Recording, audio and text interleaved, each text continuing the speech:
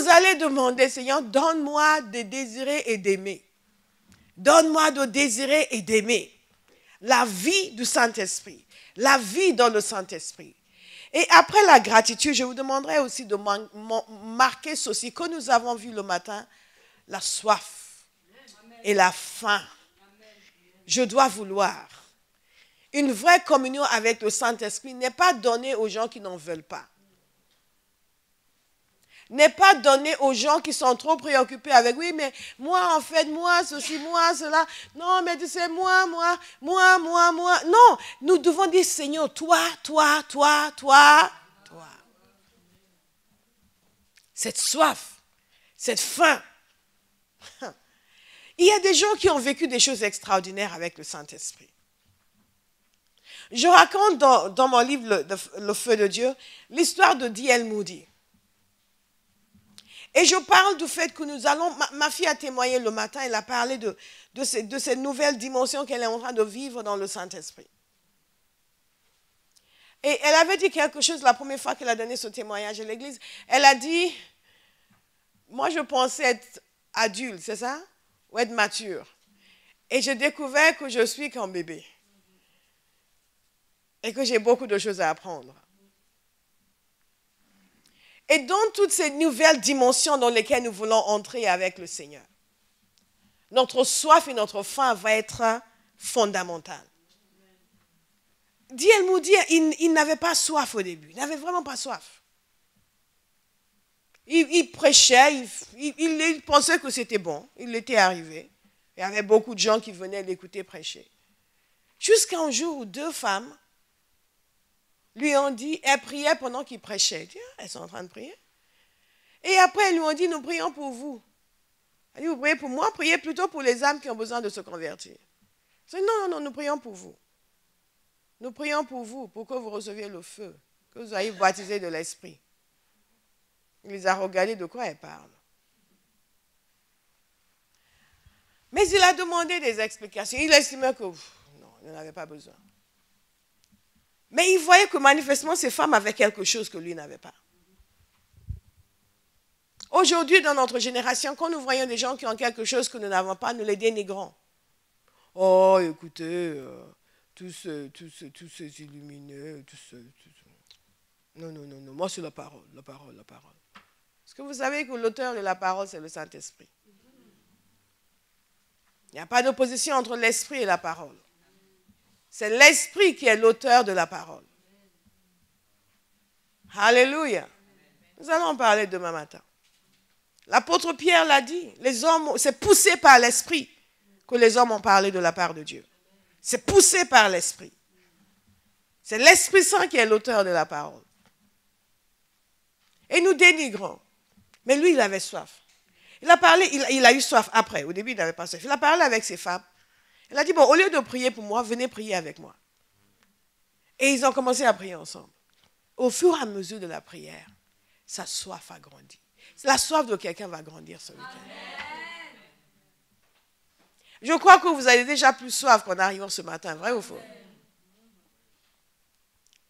Au fur et à mesure qu'il priait avec ses femmes, sa soif a grandi. Sa soif a grandi à un point où il commençait à crier avec une intensité. Remplis-moi de ton esprit. Et il est arrivé à un point où il disait non. Ou il me remplit de son esprit ou j'arrête de prêcher. La soif. Dieu veut des hommes et des femmes qui ont soif. Nous sommes trop casual, trop relax, trop cool. Et quand nous voyons des gens qui ont une intensité dans leur vie spirituelle, on les regarde comme quoi ils en font un peu trop. Et comme je dis toujours, si personne ne vous a dit que vous en faites trop, c'est que vous n'en faites pas assez. Parce que l'Église, dans son état actuel, trouve que tout le monde en fait trop.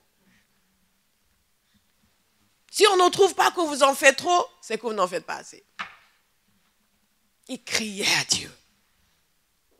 Il voulait plus. Pourtant, il avait du succès. Mais ça ne lui a pas suffi. Il a compris qu'il y avait une dimension spirituelle dans laquelle il ne marchait pas. Quelqu'un va entrer dans une autre dimension spirituelle. Et quand il a crié à Dieu, la soif a augmenté.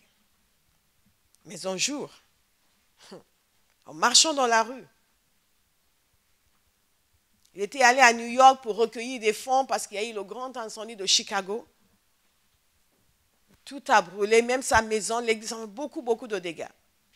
Il disait qu'il était allé pour recueillir des fonds pour rebâtir l'église, mais son cœur n'y était même pas. Il marchait dans la rue, il soupirait, il criait, Seigneur, remplis-moi. Je prie pour que vous ayez un soupir. Un soupir, un cri. Seigneur, remplis-moi. Remplis-moi. Il y a des moments comme ça dans votre vie, vous êtes juste là, tout ce que vous voulez, c'est Dieu. On vous dit, viens manger, oui, on va manger après. Ah, Seigneur. Oh, Seigneur. La nuit, vous êtes Seigneur. Oh, Jesus. Oh! Vous marchez dans la rue, vous allez travailler dès que vous avez un moment. Oh! Que le Seigneur vous donne d'avoir soif. D'avoir soif. Que nous soyons touchés profondément. Notre génération a besoin de retrouver ce que c'est la soif de Dieu. Toucher profondément, où notre âme soupire. La communion avec le Saint-Esprit. C'est pour les gens qui veulent vraiment. Et qui soupirent. Et même si Dieu vient vous chercher quand vous ne voulez pas, il va créer ce désir en vous. Vous êtes ici ce week-end parce qu'il est en train de créer plus de désirs. Et je suis en train de recevoir plus de désirs. Plus de soif. Alléluia. Hey, hey. Hey. Zémécaré. Et le jour où le Saint-Esprit est tombé sur lui, c'était à la mesure de sa soif. Ce que nous recevons de Dieu, c'est à la mesure de notre soif. Les gens vont regarder certains, mais pourquoi lui, pourquoi toujours lui? Mais parce qu'il a soif. Et Dieu est attiré par le désir qui est dans son cœur. Alors que toi, tu es cool. Trop stylé. Ah, il ne faut pas que la coiffure soit dérangée. Alléluia. Non, non, non, non.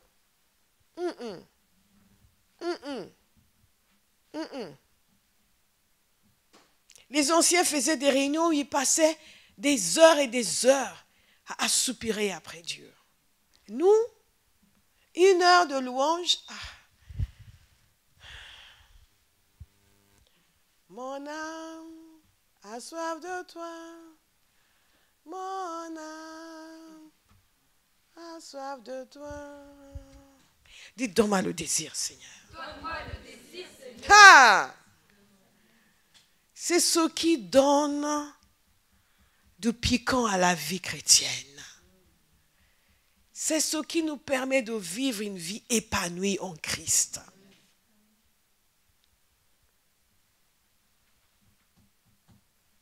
Il y a quelque chose qui est nécessaire mais qui est aussi le produit de la communion avec le Saint-Esprit. C'est le brisement. C'est le brisement. La parole de Dieu nous dit qu'en cœur brisé, Dieu ne méprisera pas. Il se passe quelque chose dans la vie d'un homme. Quand il estime qu'il n'est plus rien, il n'a plus rien. Il n'est plus rien et il n'a plus rien. Et tout ce qu'il veut, c'est Dieu. Et souvent, il y a juste trop de nous et pas assez de Dieu. Brisement, dites brisement. Ça ne veut pas dire, contrairement à ce que beaucoup imaginent, que Dieu va amener un marteau qui va appliquer à votre cuir chevelu. Non, c'est juste que quelque part à l'intérieur, il va vous toucher comme il a touché Jacob. Et que votre sensibilité, vous allez être comme si on vous a ouvert. Et vous êtes juste là, Dieu. Tout le reste, les diplômes, les acquis disparaissent. Si nous devions commencer à adorer le Seigneur ici, combien de gens pourront se prosterner complètement, face contre terre, pendant des heures et des heures, juste pour rester dans sa présence? Dites, je veux la communion du Saint-Esprit. La communion du Saint-Esprit. Qu'est-ce qui est nécessaire pour la communion du Saint-Esprit? Nous devons l'honorer. Nous honorons le Saint-Esprit. Nous ne nous servons pas de lui. Nous nous soumettons à lui. Parce qu'il est Dieu, nous nous soumettons à lui. Nous nous soumettons à lui et nous reconnaissons le fait que nous dépendons de lui. Ce sont les choses que vous allez dire au Saint-Esprit pour que cette communion puisse grandir. Je dépends de toi. Vous allez dire, il le sait, mais est-ce que vous le savez? Je suis complètement dépendant de toi. J'ai besoin de toi, Esprit de l'Éternel. Il y a des gens qui n'ont aucune communion avec le Saint-Esprit. Comme ils disent, ah non, tu sais, quand l'Esprit agit, et l'Esprit ceci, et l'Esprit cela, il y a une façon de parler qui révèle notre manque de brisement. Et par conséquent, notre manque d'intimité réelle. Nous parlons de choses que nous n'avons pas vues. Nous parlons de choses que nous n'avons pas vécues. Et il y a comme une barrière en nous qui fait en sorte que ça ne nous dérange même pas. Parce que vous savez, il y a des fois, nous disons des choses. Seigneur, j'ai peut-être... Non, ça ne dérange même pas. Nous recommençons. Il y aura un changement. Amen. Au nom de Jésus. Un changement. Alléluia. Un changement. C'est de reconnaître notre dépendance. Reconnaître notre dépendance. Reconnaître notre dépendance. Il y a une dimension où nous reconnaissons. Quand la main de Dieu est sur vous, vous le savez. Vous savez que vous êtes loin. Vous savez que Dieu vous a appelé. Il ne s'agit pas de faire, oui, mais moi je ne sais pas. Non, ce n'est pas la fausse humilité ici. La main, l'Esprit de l'Éternel est sur moi. Mais nous reconnaissons que ce n'est pas que je suis grand, c'est que l'Esprit de l'Éternel est sur moi. L'Esprit de l'Éternel. Comme a témoigné ma fille tout à l'heure, le même Esprit qui a engendré Jésus est sur moi. Les possibilités sont illimitées. Quelqu'un doit commencer à voir ces choses. Quand on vous dit, ok, vous allez prier pour les malades. Ah, moi? Non. Rappelez-vous, l'Esprit de l'Éternel est sur moi. Que le même Esprit qui a transformé en Jephthé. Ah, quand même. Vous êtes passé par la croix.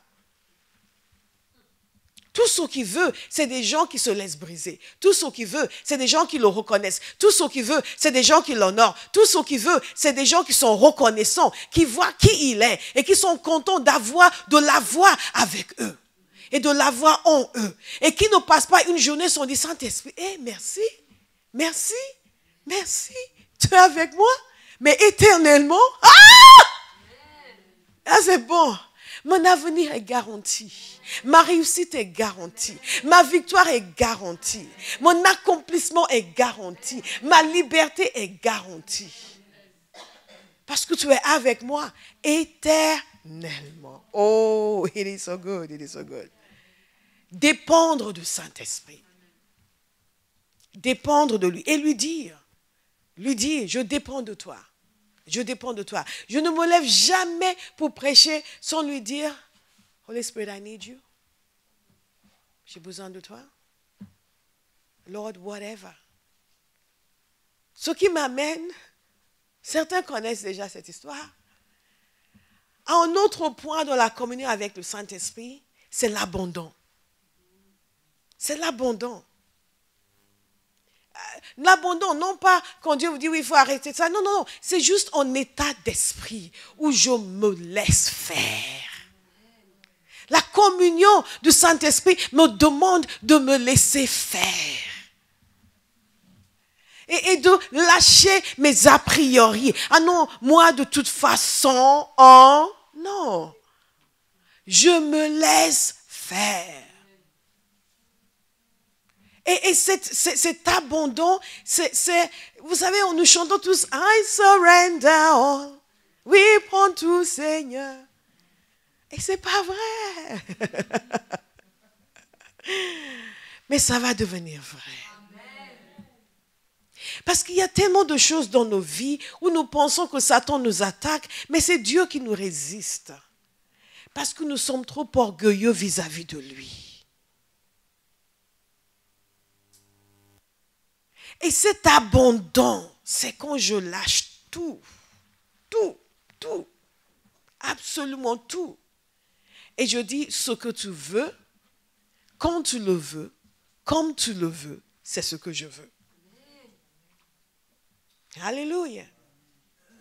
Et Dieu nous fait vivre des choses différentes. Certains connaissent cette histoire. Il y avait une époque de ma vie où Dieu me travaillait tellement. Aïe, aïe, aïe, aïe. Il y a des gens qui sont difficiles. Hein? Et pendant toute une période, je ne pouvais pas prier longuement sans dire « whatever ». C'est tout ce que ça sortait de moi. « Whatever ». « Lord, whatever ». « Lord, whatever ». « Lord, whatever ». « Whatever » means whatever. Whatever. Peu importe. Qu'importe. Qu'importe. Whatever. Qu'est-ce que tu veux? Ce que tu veux, whatever. Je n'ai plus mon mot à dire. Je ne veux plus rien dire. Je ne veux plus diverger. Plus d'opinions divergentes.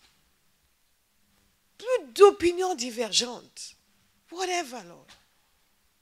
Et nous avons besoin de ce whatever. Et ce whatever nous permet d'entrer pleinement dans la communion de l'Esprit parce qu'il n'y a plus de résistance en nous vis-à-vis de lui.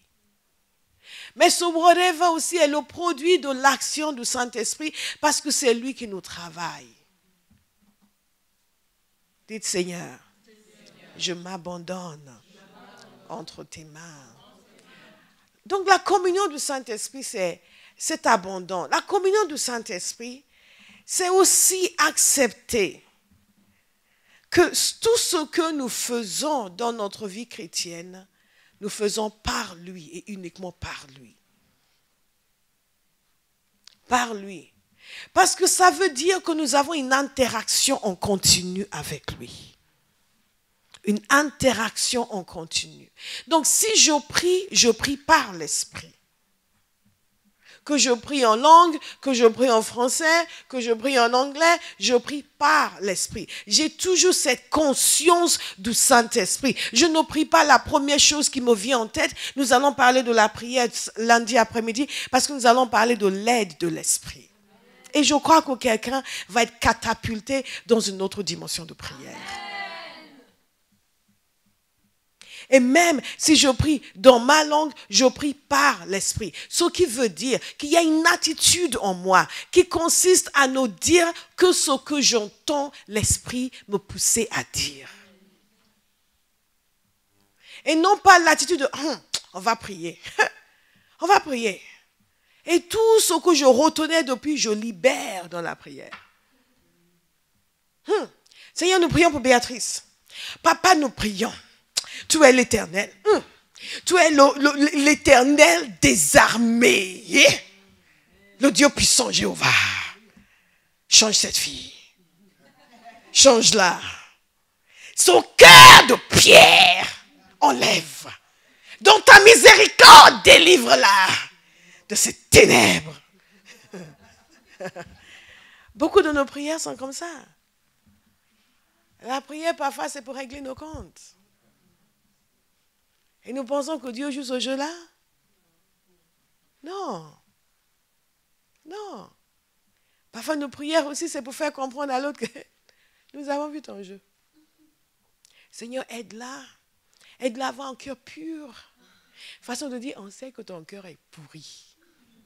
On n'ose pas te le dire, mais Seigneur, aide-la. Aide-la parce qu'on sait qu'elle t'aime. Mais Seigneur, c'est manquement. C'est manquement. Merci, Esprit de Dieu. Et l'Esprit de quoi?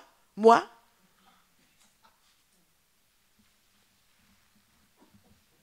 Décidez de ne prier que par l'Esprit.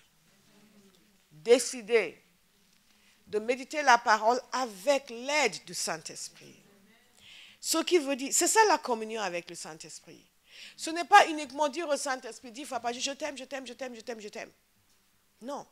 C'est fonctionner avec lui. Le laisser faire en nous et avec nous ce que Jésus nous l'a donné pour faire. Donc je médite la parole.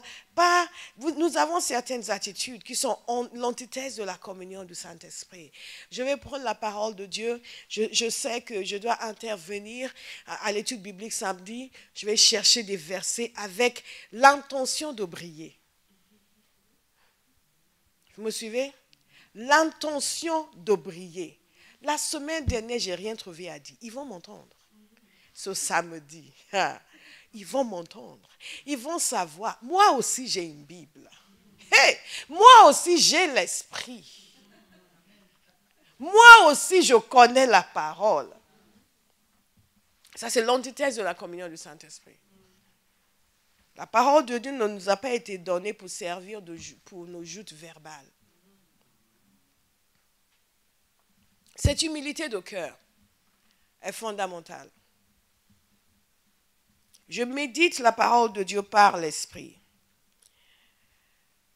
Qu'est-ce que je fais? Je communique avec lui. Je lui parle. Je chante. Et je passe du temps avec lui. Je passe du temps avec lui. Nous en reparlerons lundi après-midi quand nous allons parler de prière. Mais je veux que vous compreniez qu'un des composants essentiels de la croissance spirituelle, de la communion avec le Saint-Esprit, de la puissance spirituelle, c'est le temps. Fondamental. Sans le temps, il n'y a pas de croissance spirituelle. Il n'y a pas de communion réelle avec le Saint-Esprit. Parce que certaines choses demandent le temps. Et parce que Dieu demande notre temps. Il demande notre temps. Le temps que nous passons au téléphone à parler avec nos amis, le Saint-Esprit veut que nous le passions avec lui, à parler avec lui. Je vais encourager quelqu'un à analyser ses journées et à voir là où le temps est gaspillé. Il y a des choses très pratiques. Il a dit, ce temps-là, les discussions avec Cécile tous les jours, l'heure et demie passée avec Cécile tous les jours, à parler de choses qui n'édifient pas. Et quelqu'un dit, non, on va parler de la parole. Non, arrêtez de parler. Allez prier. Ce temps-là, je vais passer à communier avec le Saint-Esprit. C'est quelque chose de fondamental et de critique. La communion avec le Saint-Esprit. C'est de façon continue. Chercher à être conduit par lui. Reconnaître, Saint-Esprit, Jésus a dit que tu es l'esprit de vérité. Conduis-moi dans la vérité. Conduis-moi dans la vérité. Sans toi, je ne connais pas la vérité. Même quand j'ai accepté Christ, c'est parce que l'Esprit m'a convaincu de péché, de justice et de jugement. Est-ce que vous me suivez? Je lui demande en continu. Conduis-moi.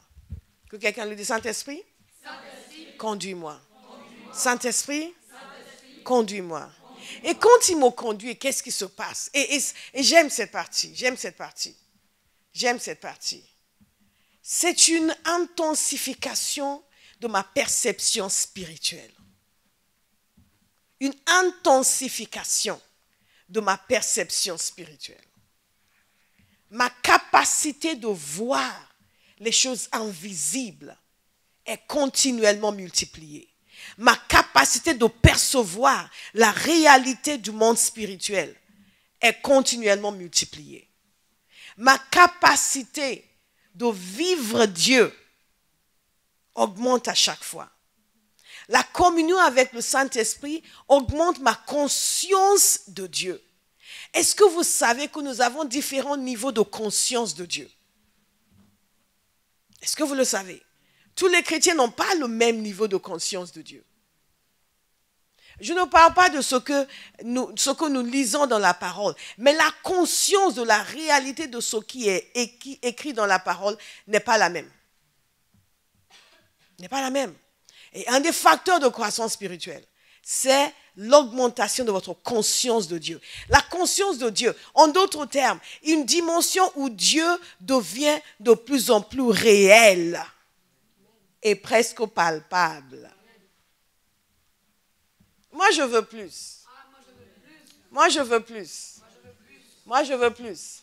Il y a des gens qui vont vous dire, il ne faut pas chercher tout ça, lis ta Bible, c'est tout. Mais quand vous lisez votre Bible, l'auteur de la Bible vous révèle ce qui y est écrit. Et ce qui y est écrit devient une réalité à l'intérieur de vous. Non pas simplement des faits que vous acceptez mentalement et intellectuellement, ou même que vous croyez avec le cœur, mais une expérience spirituelle. Une expérience spirituelle. Les gens qui sont dans l'occultisme, ils connaissent les expériences spirituelles. Mais les chrétiens n'ont pas d'expérience spirituelle. Ils connaissent les expériences spirituelles. Et c'est pour cela qu'ils sont plus enracinés dans ce qu'ils font que nous dans ce que nous faisons. Je vais être réveillé spirituellement. Réveillé spirituellement. Il y a une dimension de perception de Dieu qui augmente quand je suis en communion, on continue avec le Saint-Esprit. Et certains vont dire, ouais, tu parles de Dieu comme si, mais je sais que je le connais. Il y a une connaissance. Cette connaissance est la vôtre ce week-end. Nous parlerons encore lundi après-midi, si Dieu le permet, de dimension de prière, d'expérience dans la prière, d'expression dans la prière. L'intimité avec le Saint-Esprit vous amène à une dimension d'expressivité extraordinaire dans la prière. C'est époustouflant. Les choses que vous êtes capable de voir et de dire, et de sentir et de percevoir dans la prière, quand vous êtes intime avec le Saint-Esprit. C'est comme si vous entrez dans un autre monde et il vous ouvre des portes et dit, regarde ça, ça, ça, ça, regarde ça, ça, ça. C'est une expérience avec Dieu en continu. Et nous sommes faits pour vivre comme cela. Pas pour prier comme c'est vraiment, comme l'agneau que l'on mène à l'abattoir. Oh, on est chrétien, on doit prier. Venez à la prière, il faut aller à la prière. Oh non, c'est fini tout ça. C'est fini tout ça. Fini tout ça. L'expressivité extraordinaire, une perception spirituelle au-delà du naturel. Ça va devenir l'expérience de quelqu'un.